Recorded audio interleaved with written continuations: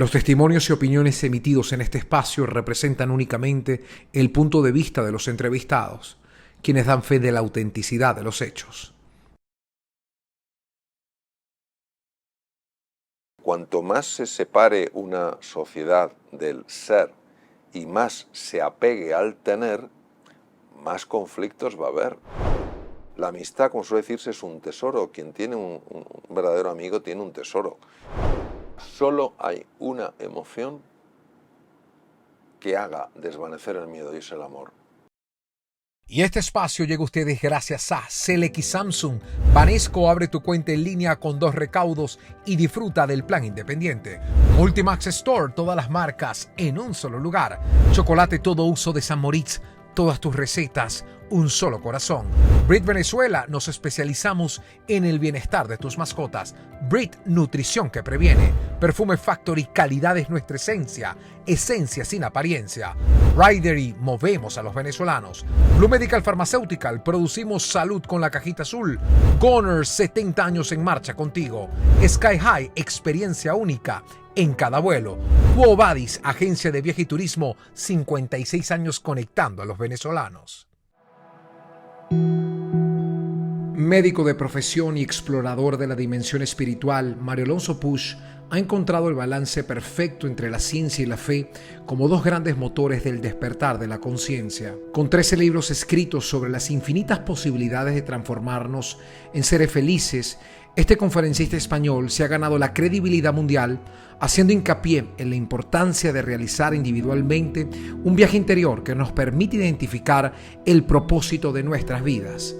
El doctor Mario Alonso Puig nos habla de la deshumanización como una de las grandes catástrofes de las sociedades llenas de tecnología y desarrollo pero carentes de afecto. También observa en Venezuela manifestaciones de empatía que son ejemplo para el mundo.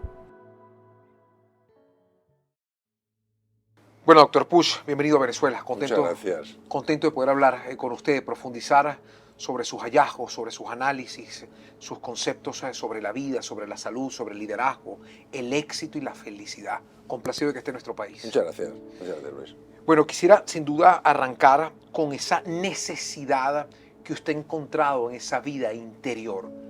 ¿Cómo y cuándo o qué lo detona para despertarla? Bueno, yo creo que todos nosotros tenemos momentos de duda, de confusión a lo largo de la vida.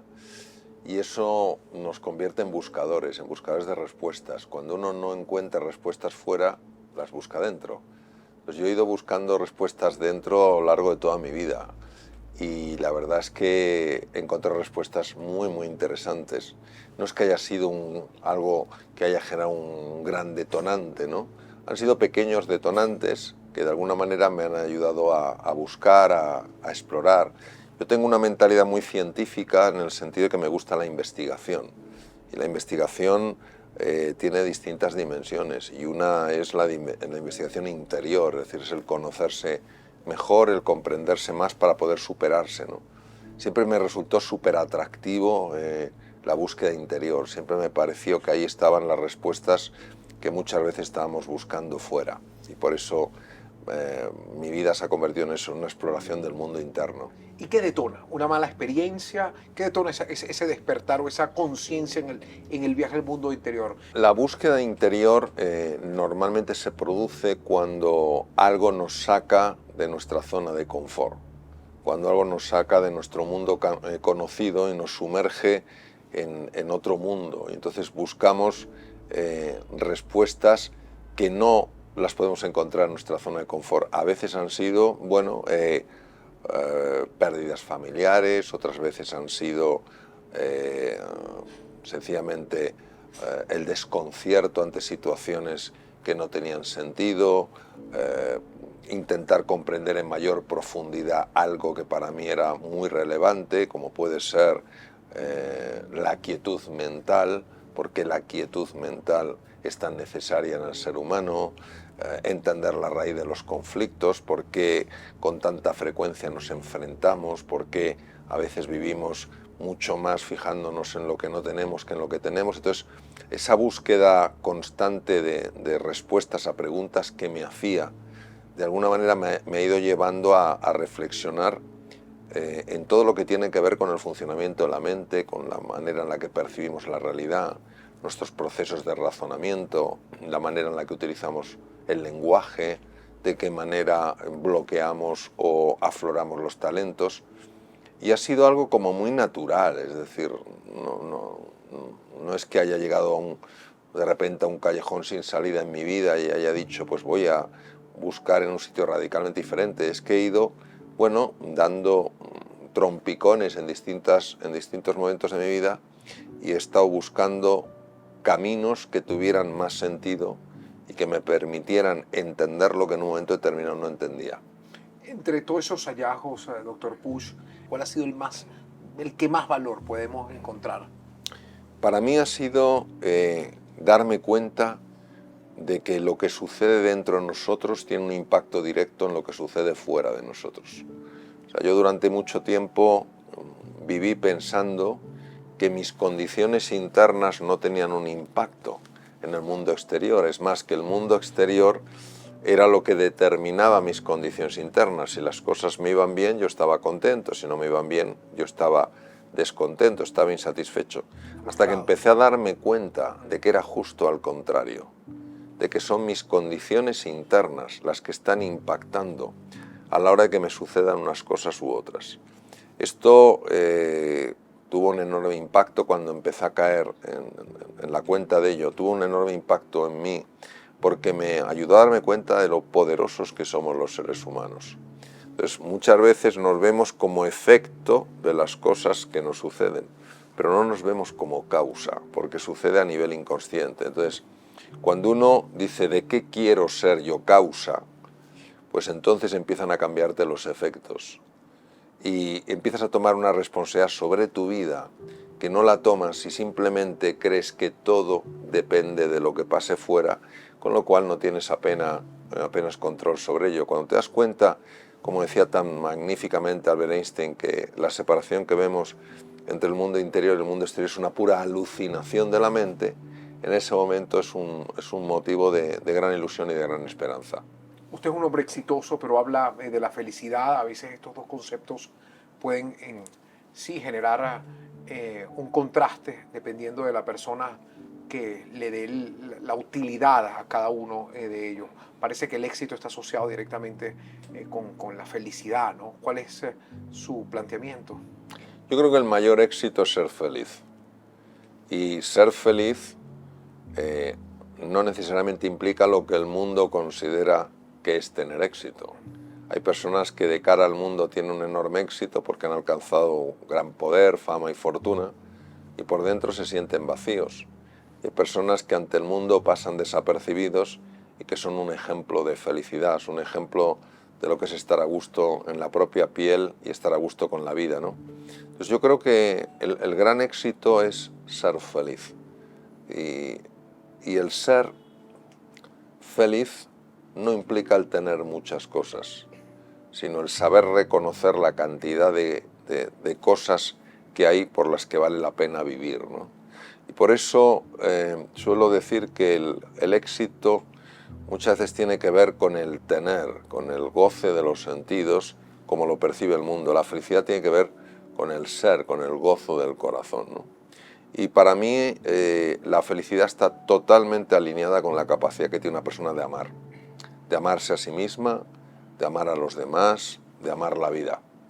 Y la infelicidad tiene que ver en gran medida con el nivel de miedo que una persona experimenta en su vida.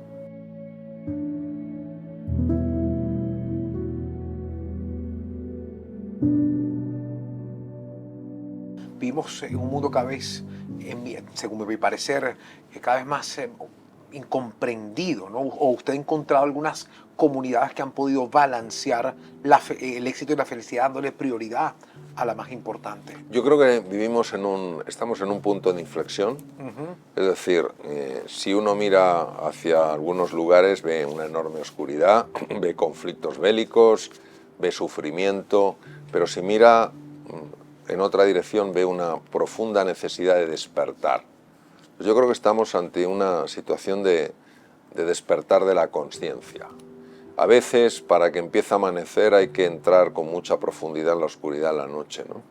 Decía el gran poeta libanés Khalil Gibran, en todo invierno que soporta el corazón hay una primavera a punto de despertar y detrás de la noche más oscura está la promesa de un precioso amanecer, ¿no?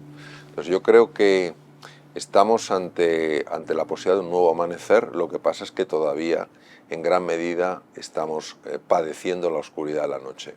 Usted habla de lo físico también, se dedica a dar herramientas mentales, pero a la vez nos pone en un escenario sobre la cantidad de enfermedades que pueden suscitarse por el mal manejo de las emociones y también por no respetar lo físico, el cuerpo, ¿no? Hacia dónde se inclina más la balanza, ¿no? Como causantes de enfermedades. Es muy difícil separar de forma precisa lo que es puramente físico de lo que es puramente mental, porque son dos realidades que no se pueden separar, se pueden distinguir. Todo lo físico tiene una dimensión mental y todo lo mental tiene una dimensión física. Es decir, cuando una persona cuida lo que come, hace ejercicio físico, descansa de una forma adecuada, está mucho más equilibrada que si es sedentaria, que si come comida basura o si no duerme las horas suficientes. Cuando una persona tiene pensamientos positivos, cuando se enfoca en las cosas buenas de la vida, cuando utiliza un lenguaje constructivo en lugar de destructivo, es una persona que físicamente está mejor. Cuando una persona tiene un propósito en la vida, normalmente tiene un mejor estado de ánimo y su cuerpo reacciona mejor. Entonces, yo no creo que es lo uno o lo otro, es lo uno y lo otro. Hay que cuidar la dimensión física, la dimensión mental y la dimensión anímica o espiritual de una persona. Aunque sea de una forma sencilla, pequeños cambios en cualquiera de las tres dimensiones tienen un gran impacto en la forma de vivir de una persona. ¿Y la fe dónde la dejamos, doctor Pucho? El venezolano se refugia mucho en la fe. Hay gente que se frustra porque parece, según sus creencias, que la fe no resulta ser el todo cuando está buscando algunos cambios. Hay gente que puede refugiarse bajo la esperanza también de una forma de verlo, ¿no? Incluso nosotros tenemos un refrán que utilizamos mucho que dice que, bueno, la esperanza es lo último que se pierde, ¿no? ¿Está usted de acuerdo? ¿Usted cree que la esperanza y la fe son lo último que el ser humano debe perder? Primero tenemos que entender qué es la fe. La fe es un sentimiento de certeza. Si yo digo que tengo fe, pero es algo totalmente cognitivo, es totalmente mental, pero no siento que eso sea verdad, eso es apariencia de fe, no es fe. Y esta distinción es muy importante porque al final yo voy a actuar en gran medida de acuerdo a lo que siento. Si yo siento algo a nivel de la certeza, aunque el exterior me diga que estoy equivocado, mi sentimiento me va a impulsar. Si yo sencillamente es una idea, pero no es un sentimiento, no voy a tener bastante fuerza. Creo que la fe es de una importancia extraordinaria, porque en mi experiencia creer es crear. Cuando una persona quiere cambiar algo, no lo va a cambiar aunque quiera si cree que no es posible.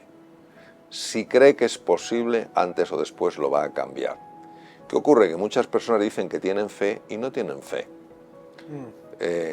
Jesús hablaba de que si tuviéramos la fe de un granito de mostaza, yo tenía un granito de mostaza en la palma de mi mano y es una cosa diminuta, entonces seríamos capaces de mover montañas. Yo francamente pienso que lo que él dijo es absolutamente así. Decimos que tenemos fe, pero no tenemos fe. ¿Por qué? Yo conozco bastantes emprendedores que han creado proyectos realmente exitosos. Y si pudiera decir cuál es el elemento más importante de su éxito, la fe. ¿Por qué? Porque se levantaban una vez más de las que se caían. Eso es imposible hacerlo si uno no cree que es posible. Entonces, mucha gente quiere creer. Son muy pocos los que creen de verdad. Entonces, eso es lo que diría respecto a la fe. Es un sentimiento de certeza. Claro, si yo tengo ese sentimiento de certeza y digo, no, pero todavía no está sucediendo, quiere decir que no tengo ese sentimiento de certeza. El sentimiento de certeza es que antes o después sé que va a suceder. Por ejemplo, yo tengo fe en que mañana va a amanecer. en que mañana el sol va a salir. ¿Qué ocurre? Que yo puedo entrar en la noche y hacérseme larga la noche, pero no por eso dejo de tener ese sentimiento de certeza. Yo no sé en qué momento va a aparecer el sol, pero sé que el sol va a aparecer. Esto es fundamental, porque a veces decimos que tenemos fe y no es cierto. Respecto a la esperanza yo creo que hay que entenderla de una manera útil. La esperanza no quiere decir que uno hipoteque el presente en base al futuro. La esperanza para mí es el convencimiento de que tenemos que vivir hoy plenamente y aún así saber que lo mejor está por llegar. Hay que tener ojo de no decir estoy fatal pero en el futuro estaré bien. No. ¿Cómo puedo sacar lo mejor de hoy? Convencido de que lo mejor aún está por llegar.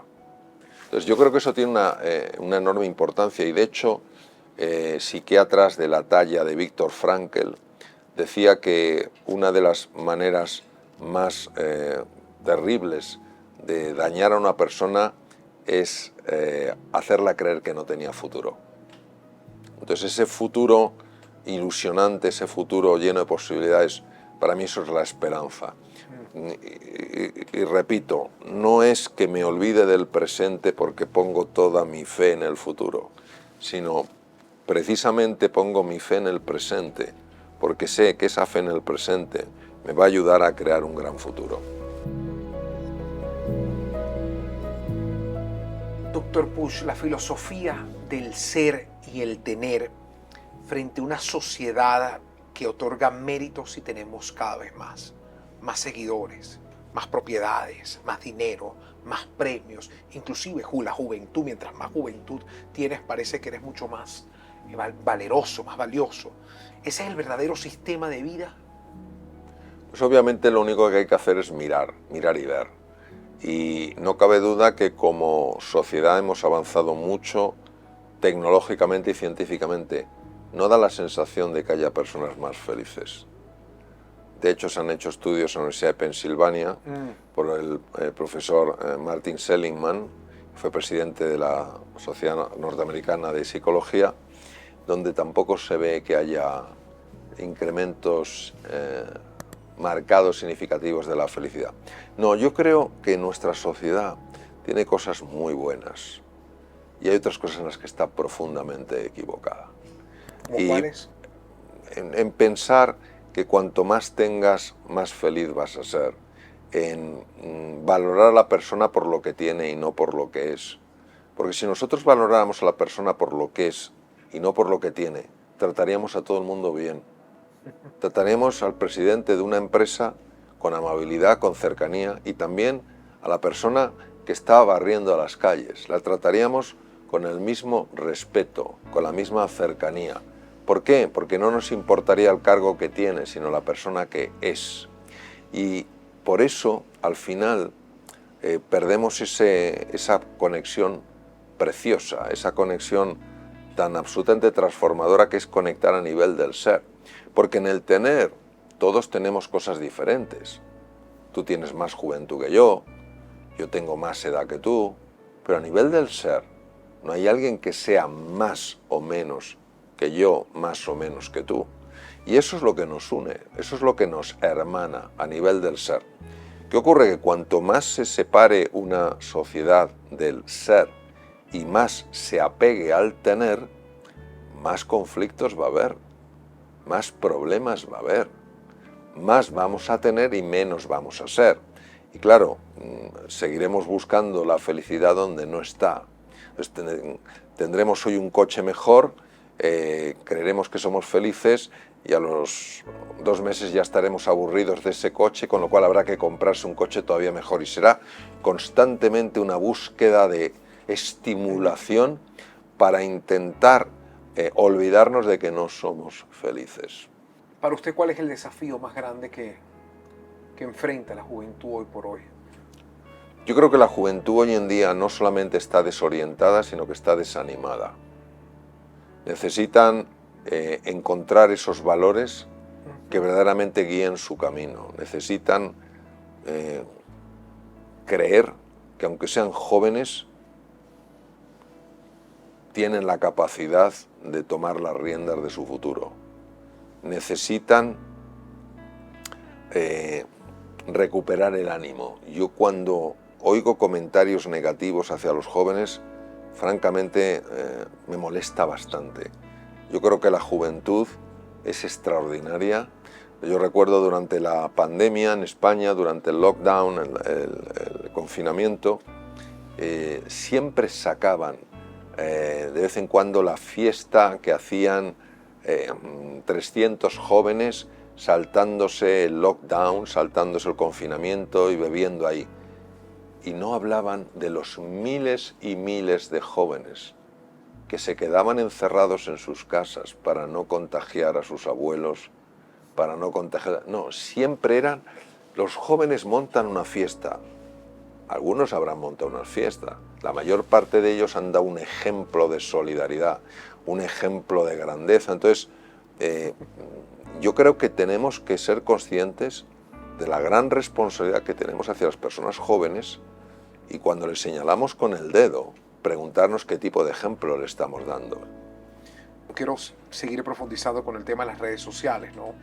Nos han dado a todos los seres humanos voz, opinión, de una forma en que se amplifica, en que se viraliza, pero parece que todos queremos hablar, todos queremos alzar la voz en un volumen muy alto. Yo pregunto si nos falta más bien escucharnos, ¿no? ¿Cree que, tal vez es lo que yo siento, ¿no? Y lo comparto con usted como una reflexión, cree que el mundo falta más que nos escuchemos? Sí, yo creo que hay una profunda necesidad de sentirse escuchado y por eso en esa necesidad de ser escuchado hay también de forma paralela una necesidad de hablar, con la ilusión de que alguien le escuche, diga lo que diga, sea algo sólido o sea una tontería, ¿no? Entonces, de alguna manera es como la incomunicación real que hay, se intenta solapar con todo el movimiento de redes sociales, cuando el ser humano lo que necesita es una comunicación profunda, una comunicación honda, no es el simplemente hablar o mandar mensajes, es el comunicar con hondura. Entonces, yo creo que algo muy importante, las redes sociales tienen un impacto, hay que cuidarlas, por supuesto, tienen un gran impacto hoy en día, verdaderamente mucho mayor de lo que quizá hubiéramos imaginado. Y yo lo que invitaría, por lo menos busco hacerlo así con mayor o menor éxito, es a plantearse qué mensajes puedo mandar que puedan ayudar a los demás. O sea, la red social quizá al final brilles. El objetivo es iluminar.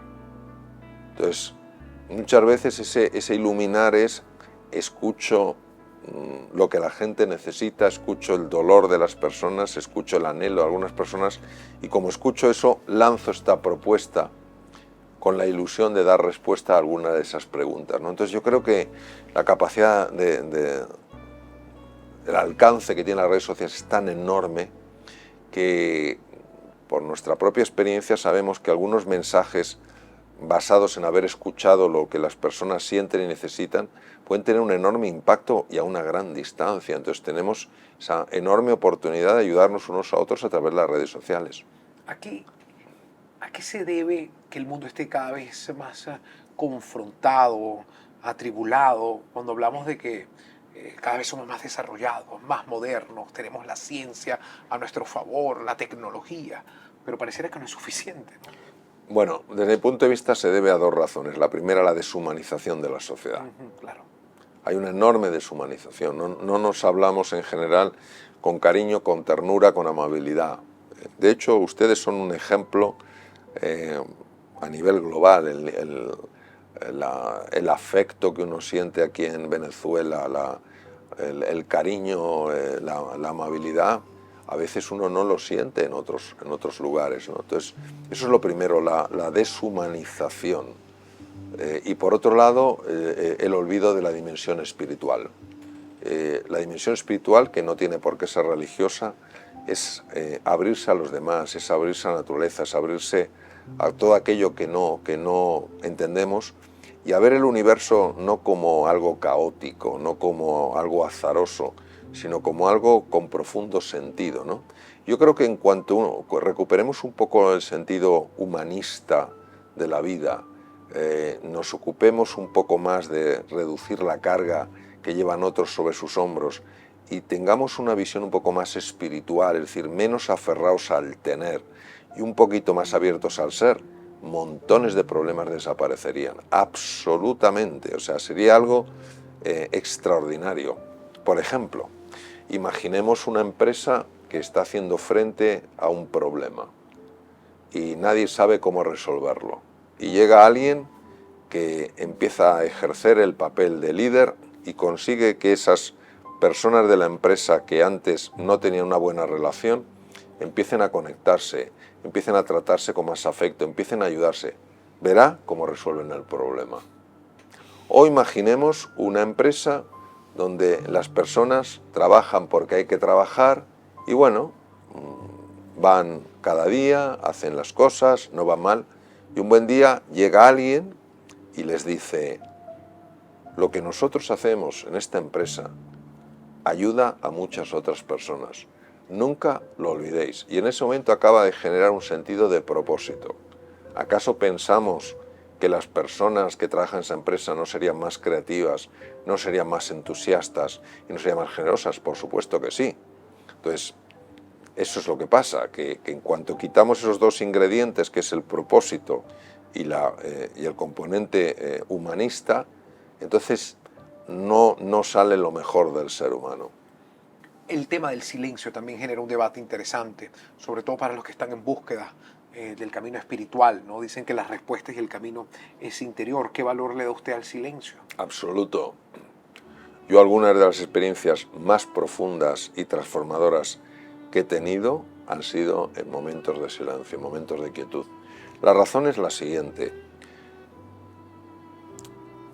Yo suelo usar mucho metáforas. Es decir, imaginemos un músico tocando con un violín Stradivarius. Los violines, los instrumentos de cuerda fabricados por Stradivarius en Italia, si se compraran, pues podrían costar 3, 4, 5 millones de dólares. Imaginemos lo que significa un instrumento de esos. Yo he tenido la ocasión de escucharlos en algunos conciertos especiales, y es algo como muy mágico. Entonces imaginemos un músico tocando un violín Stradivarius en medio de una orquesta de tambores y de platillos. Es imposible oír esa música, es imposible. Entonces la quietud lo que hace es silenciar esos tambores y esos platillos.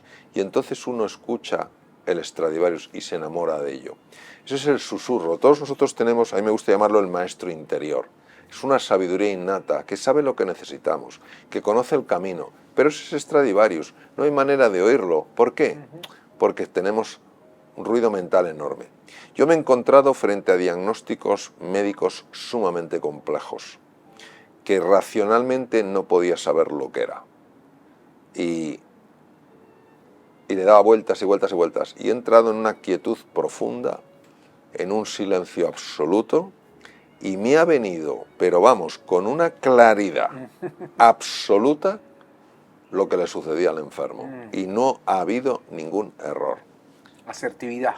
Pero absoluto, de repente lo ves. O yo me encontré en momentos de tremenda duda porque tenía que dar un cambio profesional muy importante, tenía miedo, sentía ansiedad, tenía desconfianza, he entrado en una quietud profunda y se me ha ido toda la ansiedad, se me ha ido toda la duda, me ha venido una claridad mental abrumadora, me ha una extrema confianza y he podido dar un salto como aquellos que saben que pueden darlo. Y han empezado a pasar cosas maravillosas. Entonces, esas experiencias, cuando uno las vive, son innegables. Entonces, ¿qué quiere decir? Que nos hemos acostumbrado al ruido mental, cuando el ruido mental no es lo natural, es lo artificial. Es como si, yo recuerdo, poniendo otro ejemplo, mi madre fue desarrollando a lo largo de los años unas cataratas. Y ella no se dio cuenta porque era progresivo. Pero llegó un momento en que realmente empezó a afectarla la visión. Entonces me dijo, hijo, tal cual. Entonces la llevo al oftalmólogo, que era un muy buen amigo mío, compañero de colegio, magnífico oftalmólogo, y dice, Mario, son unas cataratas, hay que quitarle la catarata, hay que poner una lente multifocal. Digo, va, fabuloso. Dijo que se traiga unas gafas. Claro, va a tener más luminosidad. Yo recuerdo que se trajo las gafas, salimos del hospital, porque se hizo con anestesia local, y de repente mi madre dijo, madre mía, qué de colores hay. Se había acostumbrado a ver un mundo sin colores, Mundo gris. pero como era progresivo, ya no lo echaba de menos. Y cuando de repente empieza a ver colores, dice, pero qué colores tan bonitos. Eso es lo que nos pasa. Nos hemos acostumbrado a ese ruido mental, a esa catarata mental, y al final creemos que el mundo es así. Y cuando ese ruido mental lo quitamos, esa catarata la quitamos, de repente vemos un mundo mucho más atractivo, mucho más inspirador.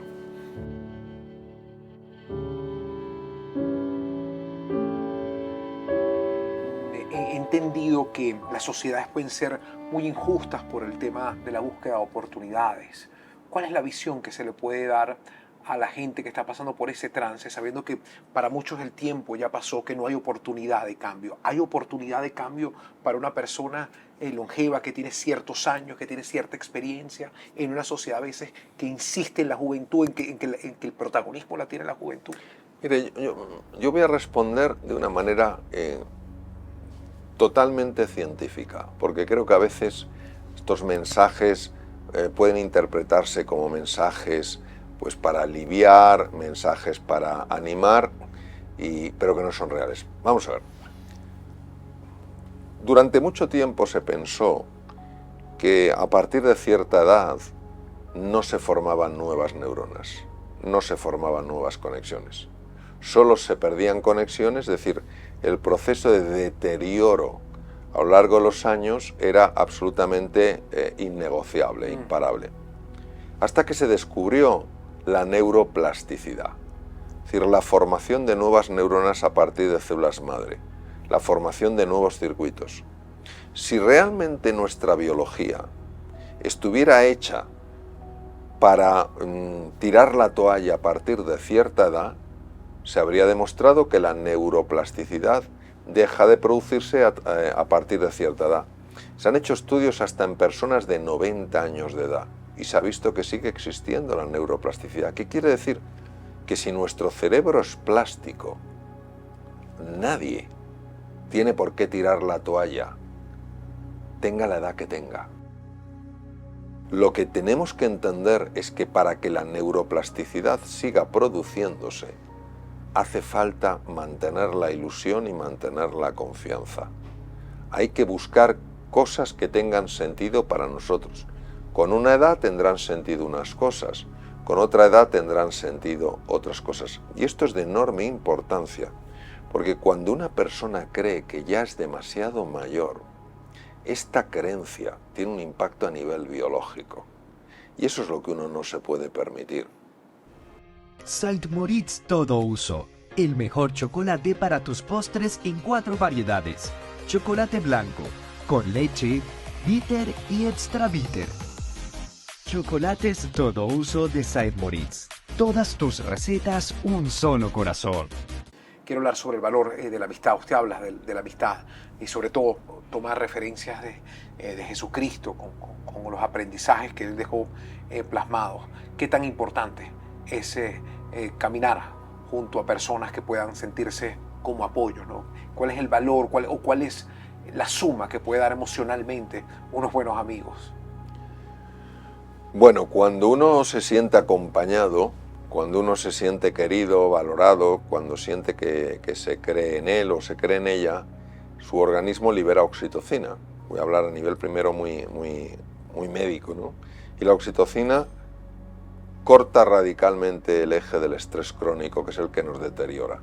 Lo cual quiere decir que biológicamente nuestro cuerpo necesita de la presencia de personas cercanas.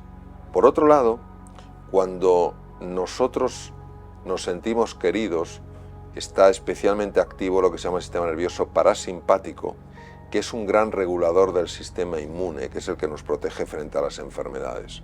Se sabe, por ejemplo, que personas que han tenido infartos cerebrales y que están rodeadas de personas que les quieren, tienen muchas menos infecciones en ese infarto, en ese tejido muerto, que si no tuvieran personas cercanas. Entonces, la amistad es un valor fundamental porque reduce nuestro miedo. La amistad es un factor fundamental porque reduce nuestra soledad. La amistad es un factor fundamental porque nos hace sentirnos acompañados ante los desafíos. La amistad es un factor fundamental porque somos seres de encuentro, porque nos necesitamos enormemente unos a otros. Entonces, la amistad, como suele decirse, es un tesoro. Quien tiene un verdadero amigo tiene un tesoro. Lo que pasa es que, claro, la amistad de la que estamos hablando es una amistad generosa. No es una amistad te doy si tú me das. Es una amistad desprendida. Te doy sencillamente porque tú me importas. Ojalá me devuelvas, pero si no me devuelves, no por eso voy a dejar de darte. Y esa amistad tiene una importancia extraordinaria. ¿Cuál es la emoción más sanadora, doctor Pusch? El amor, sin ninguna duda. No. Está demostradísimo que el amor tiene una capacidad de sanar, pero no solo de sanar a nivel de heridas emocionales, sino sanar a nivel físico. Voy a poner un ejemplo.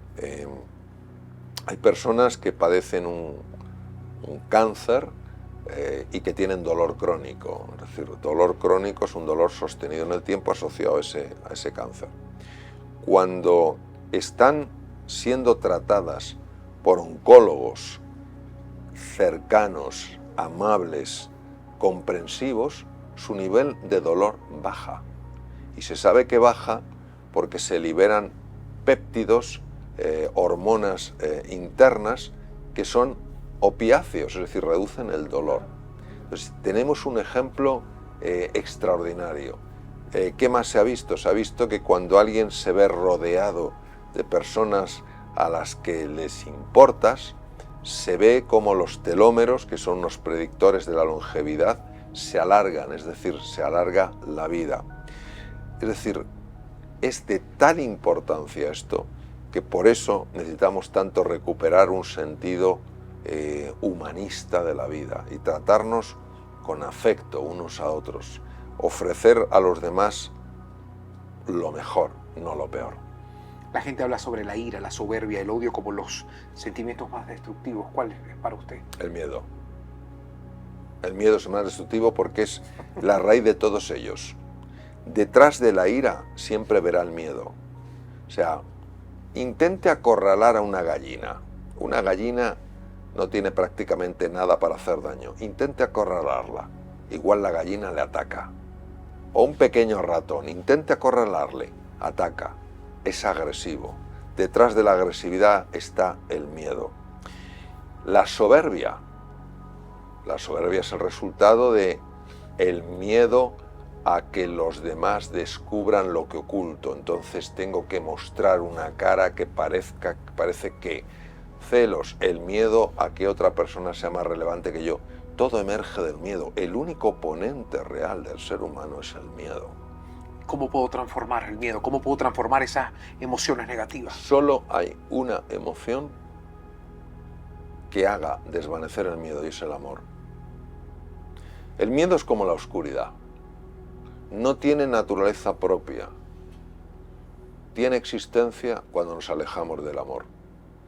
Parece ser, esto no es históricamente exacto, no lo sabemos, pero parece ser que Albert Einstein, una persona tan privilegiada en su forma de entender las dimensiones profundas de la realidad, tuvo una discusión con su profesor de física. En un momento en el que Albert Einstein le dijo que el frío no existía. Y el profesor de ciencias intentó argumentar que era evidente que el frío existía. Y Albert Einstein dijo, no, el frío es la ausencia de calor. Lo mismo, la oscuridad es la ausencia de luz.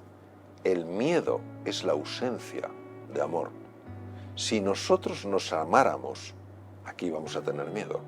¿Cómo transformar? Suena muy interesante desde el punto de vista teórico, doctor Pusch, pero ¿cómo empezar a generar ese cambio? Bueno, nosotros, yo creo mucho en pasito a pasito. O sea, yo creo que la gran revolución del amor es una apuesta personal, comprometida, de explorar qué sucede cuando tú das sin esperar. ¿Qué sucede cuando tú, de una forma natural, buscas dar en lugar de obtener? Y solo las evidencias nos convencerán de la realidad de esto. ¿Y cómo lo vamos a hacer? Es demasiado grande el salto, nos da vértigo, pero pasito a pasito, como decía el gran Lao Tzu, un camino, un viaje de 1000 leguas empieza por un paso, pasito a pasito. ¿Qué puedo hacer yo hoy para aliviar la carga de alguien? ¿Qué puedo hacer yo para facilitar que alguien vea el día con un poquito más de alegría?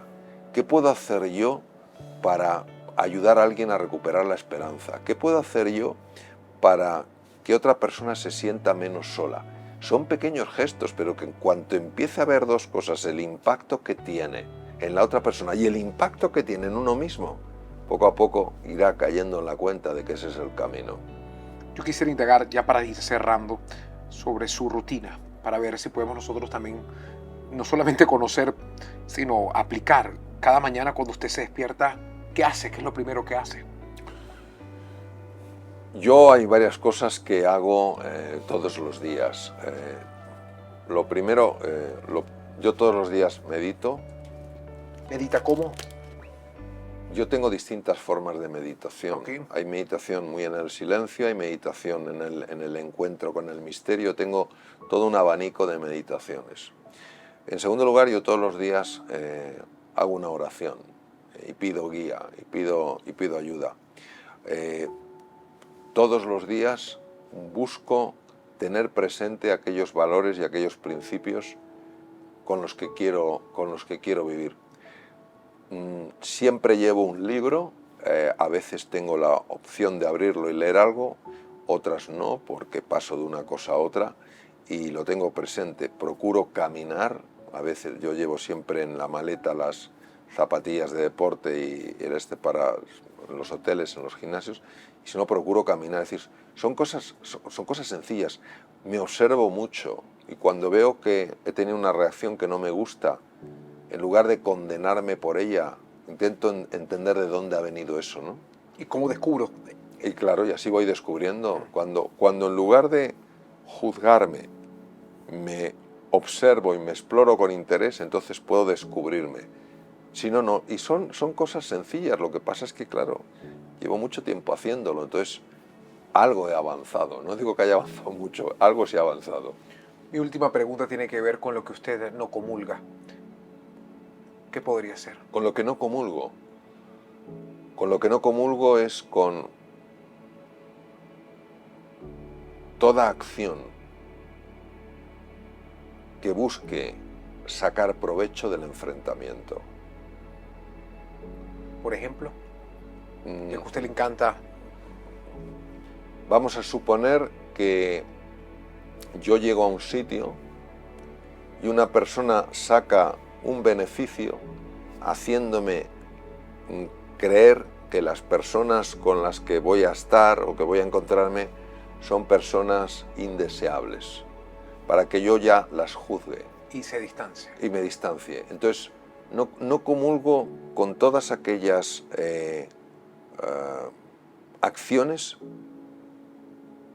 que aparentemente dicen que van en favor de las personas, pero que en el fondo van solo a favor de uno mismo. ¿Qué puedo sacar?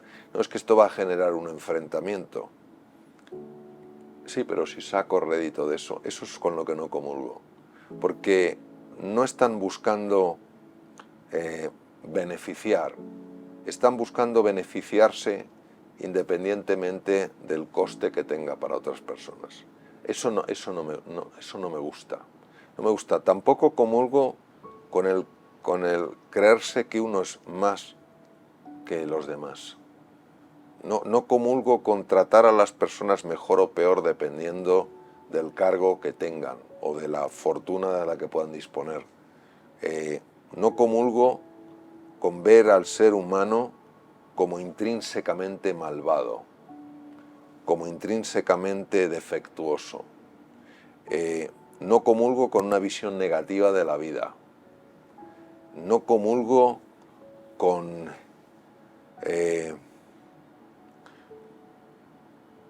pensar que el pesimismo es la mejor de las opciones porque es la más realista. No comulgo con pensar que el futuro es algo que nos encontramos en lugar de algo que entre todos creamos. No comulgo con aquellas ideas que, lejos de sacar lo mejor del ser humano, sacan lo peor. Gracias, doctor Pusch, por el tiempo. Bueno, pues me hace mucha ilusión comunicaros que el 8 y 9 de este mes de julio estaré aquí en Caracas a las 6 de la tarde en el Hotel Eurobuilding impartiendo una conferencia que en realidad es una experiencia que anhelo sea transformadora y que se titula El Camino del Despertar. Me alegra, doctor. Gracias por el tiempo que nos da. ¿Okay? Un chocolate venezolano. No le conseguí que le prometí, pero le conseguí uno mejor. Muchas gracias. Flaquito. Bueno, flaquito. No sé si me va a ayudar esto a ser flaquito, pero bueno. No, yo lo veo flaco. Yo lo veo... Gracias. Muy flaco. Gracias. Gracias a usted. Para el doctor Mario Alonso Pusch, la fe y la esperanza no están reñidas con las sociedades contemporáneas. Considera que son sentimientos extraordinarios para que los seres humanos no se extravíen en el camino de la vida. Para este conferencista que basa su discurso en mensajes inspiradores, cargados de metáforas reveladoras, el hombre debe recuperar el sentido humanista y entender la ecuación mágica donde el ser prevalezca sobre el tener.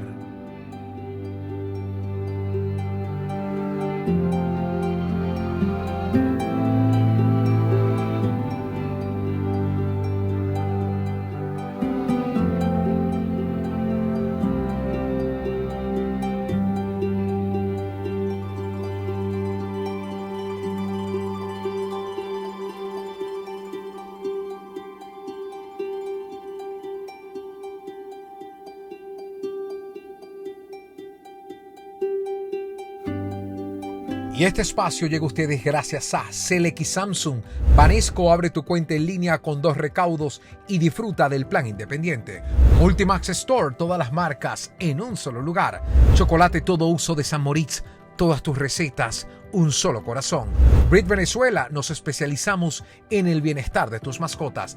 Brit, nutrición que previene. Perfume Factory, calidad es nuestra esencia.